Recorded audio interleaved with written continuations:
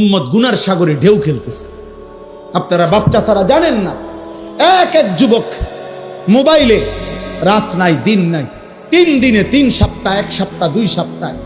আপনাদের কেউ যদি আজকে 30 বছর, এখনকার বয়স যাদের 60, এই বাচ্চা ছাড়া আপনারাও যদি এমন কেউ থাকে যে গত 40 বছরে হয়তো উনি সবসময় টেলিভিশন দেখছে, এই 40 বছরে আপনি টেলিভিশনে যত নাটক সিনেমা না দেখছেন, ওই 4 দিনে তার চাইতে বেশি মহিলার ছবি দেখতে পারেন।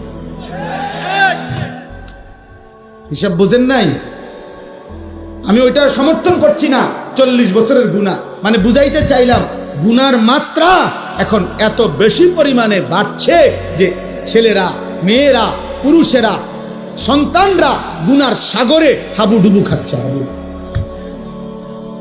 কোন বাবা ভাইবেন না যে ফুলাইন অনেক একটু দুষ্টামি করে। না না, ফুলাইন জেনা করে, জেনা, দুষ্টামি করে না। আপনি এটা কইেন না যে বাচ্চা মানুষ একটু দুষ্টমি, না, দুষ্টমি করে না, ব্যভিচার করে, জিনা করে।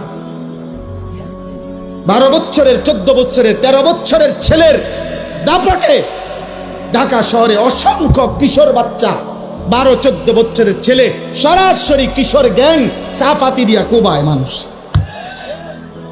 বয়স 14। তার আতঙ্কে পুরা মহল্লা কাঁপছে। কিশোর গ্যাং, কিশোর মানেই তো লোক 15-র নিচে। 15 বছর হইলে, বালেগ হইলে আর কিশোর থাকে না, যুবক হয়। আল্লাহ আমাদেরকে হেফাজত করেন।